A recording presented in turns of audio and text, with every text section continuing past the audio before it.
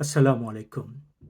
প্রিয় দর্শক শ্রোতা, আপনাদের সাথে আজকে আমি যে বিষয়টি নিয়ে আলোচনা করতে চাচ্ছি সেটি হলো বাংলাদেশ ক্রিকেট কন্ট্রোল বোর্ড বাংলাদেশের বর্তমান সরকার কর্তৃক আদিষ্ট হয়ে তারা সিদ্ধান্ত গ্রহণ করেছেন যে 7ই ফেব্রুয়ারি থেকে 8ই মার্চ পর্যন্ত ভারত এবং শ্রীলঙ্কায় অনুষ্ঠিতব্য ক্রিকেট টি-20 বিশ্বকাপে আসরে তারা অংশগ্রহণ করবে না। বাংলাদেশের লক্ষ কোটি ক্রিকেট প্রেমীদের মতো আমিও এই সিদ্ধান্তে অত্যন্ত ব্যথিত এবং ক্ষুব্ধ।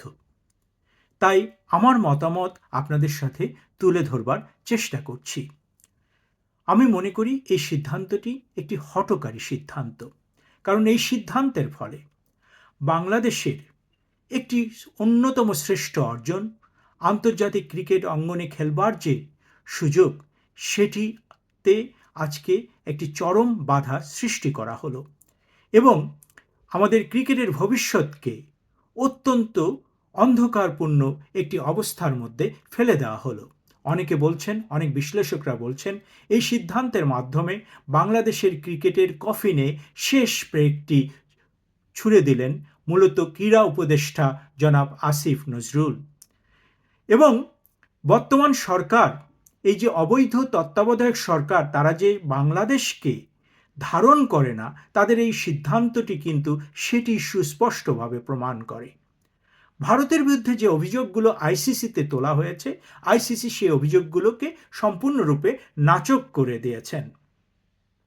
এবং সবচেয়ে মজার বিষয় হচ্ছে, আমরা যে ক্রিকেট ডিপ্লোমেসিতে আমাদের সরকার, যে সরকারটি রয়েছে, তারা যে কতটা দুর্বলতার প্রমাণ দেখিয়েছে, অর্থাৎ সেখানে শুধুমাত্র পাকিস্তান বাংলাদেশের পক্ষে ভোট দিয়েছে, বাংলাদেশের আবেদনের পক্ষে, আর কোনো দেশ বাংলাদেশের পক্ষে দাঁড়ায়নি।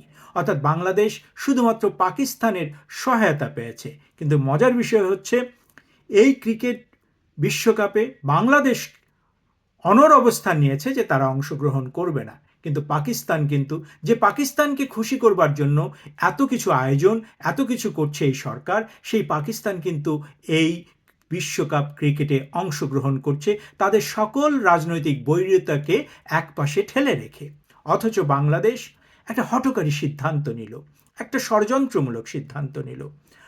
প্রিয় দেশবাসী, আপনারা খুব সহজেই যদি চিন্তা করেন যে 1971 সালে বাংলাদেশের মুক্তিযুদ্ধের মাধ্যমে সৃষ্ট বাংলাদেশের জন্মের পর 1972 সালে বাংলাদেশ ক্রিকেট কন্ট্রোল বোর্ডের সৃষ্টি হয়। সেখান থেকে আজকে 54 বছর ধরে বাংলাদেশের ক্রিকেট হাঁটি হাঁটি পা পা করে এক এক ধাপ করে এগিয়ে গেছে।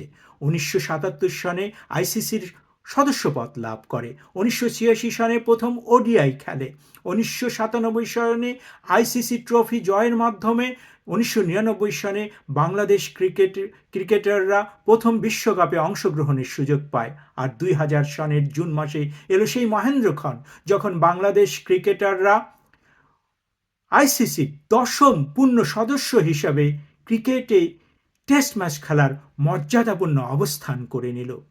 আমাদের এই অর্জন 54 বছরের অর্জন। আমাদের এই অর্জন আকরাম খান, মিনহাজুল আবেদিন নান্নু, খালেদ মাহমুদ সুজন, আমিনুল ইসলাম বুলবুল, হাবিবুল বাশার সুমন, মোহাম্মদ রফিক, মোহাম্মদ আশরাফুল, মাশরাফি বিন মর্তুজা, সাকিব আল হাসান, তামিম ইকবাল, মুশফিকুর রহিম, মাহমুদুল্লাহ, মুস্তাফিজুর রহমান, লিটন দাস, মেহেদি হাসান মিরাজ, মুস্তাফিজুর রহমানদের হাত ধরে এসেছে। আরও অগণিত ক্রিকেটারদের হাত ধরে এসেছে। আমাদের এটি জাতীয় অর্জন। এটিকে আজকে আমরা বিসর্জন দিচ্ছি রাজনৈতিক কারণে, এবং যারা বিসর্জন দিলেন তারা কিন্তু কোনো বৈধ সরকার নয়। তারা যে বৈধ সরকার নয়, তারা যে জনগণের সরকার নয়, সেটি আজকে সুস্পষ্ট হয়ে গেল, জাতির সামনে প্রমাণিত হলো। আসিফ নজরুল, ডক্টর ইউনুস গংরা এ দেশের কোনো অর্জনকে, মুক্তিযুদ্ধের পর স্বাধীন রাষ্ট্র হিসাবে বাংলাদেশের যা কিছু অর্জন, বাংলাদেশের যা কিছু শ্রেষ্ঠ অর্জন, সেই অর্জনগুলোকে ভুলণ্ঠিত করবার জন্যই তারা সিদ্ধান্ত গ্রহণ করছেন। প্রিয় দেশবাসী, সুস্পষ্টভাবে লক্ষ্য করুন কিভাবে আমাদের ক্রিকেটের শেষ কফিনে শেষ নেলটি, শেষ ব্রেকটি তারা মেরে দিলেন। এই সিদ্ধান্তের কারণে বাংলাদেশ ক্রিকেট বোর্ড কোটি কোটি টাকার আইসিসির অনুদান হারাবে, আন্তর্জাতিক বিশ্বে আমরা মর্যাদা হারিয়ে ফেললাম। অলরেডি আমাদেরকে রিপ্লেস করে স্কটল্যান্ডকে তারা নেওয়ার সিদ্ধান্ত গ্রহণ করেছে এবং আগামী দিনে অনেক বড় বড় ক্রিকেট যে দেশগুলো রয়েছে তারা আমাদের এখানে আসতে হয়তো বা ব্যাপক বাধার সম্মুখীন হবেন, অথবা তারা আসতে চাইবেন না। অর্থাৎ আমাদের ক্রিকেটকে এমন এক অন্ধকার যুগে ফেলা হলো, অথচ আমাদের কোটি কোটি, আমাদের অসংখ্য সন্তানেরা যারা ক্রিকেটার হিসাবে স্বপ্ন দেখছিলেন, তাদের স্বপ্নকে আজকে ধূলিসাৎ করা হলো রাজনৈতিক কারণে। প্রিয় দেশবাসী, যদি দেশের মর্যাদার জন্যই এটি করা হয়ে থাকে, যে ন্যারেটিভটি আপনাকে আমাকে দেবার চেষ্টা করা হচ্ছে, তাহলে একটা জিনিস লক্ষ্য করুন, ভারত থেকে পেঁয়াজ আমদানি করা হচ্ছে, ভারত থেকে কয়েকদিন আগে কয়েক লক্ষ ব্যারেল পেট্রোল আমদানির সিদ্ধান্ত গ্রহণ করা হয়েছে, ভারত থেকে চাল আমদানি করা হচ্ছে, ভারত থেকে সব কিছু করা যায়।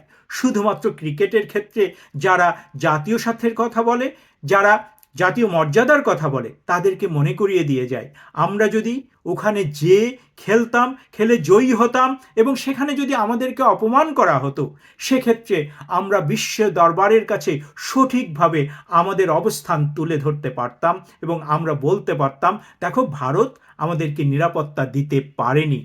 কিন্তু আমরা যা করলাম তা মূলত আত্মঘাতী একটি সিদ্ধান্ত। আজকে বাঙালি জাতিকে মনে রাখতে হবে, এই জিনিসটি আমরা যদি ভুলে যাই তাহলে আমাদের জাতির সামনে আসছে এক ভয়াবহ সব সময়। কারণ ডক্টর ইউনূস এবং এই যে আসিফ গংরা বাংলাদেশের ক্রিকেটকে ধ্বংস করে দিয়ে গেল মূলত, সেটি যদি আমরা ভুলে যাই তাহলে আমাদের সামনে অত্যন্ত কঠিন সময় অপেক্ষা করছে। প্রিয় দেশবাসী, মনে রাখতে হবে, আজ দুঃখজনকভাবে হলেও বাংলাদেশের ক্ষমতায় বসেছে অবৈধভাবে স্বাধীনতা বিরোধী শক্তি। এই স্বাধীনতা বিরোধী শক্তি বাংলাদেশকে হারাতে চায়। এই স্বাধীনতা শক্তি বাংলাদেশের সমস্ত অর্জনকে ভুলণ্ঠিত করে দিতে চায়। এই স্বাধীনতা বিরোধী শক্তি বাংলাদেশকে ধ্বংস করে দিতে চায়। তাই আমরা যদি জাতি হিসেবে বিশ্বের দরবারে বেঁচে থাকতে চাই, যদি মাথা উঁচু করে দাঁড়াতে চাই, এই অবৈধ শক্তিকে আমাদেরকে প্রতিহত করতেই হবে।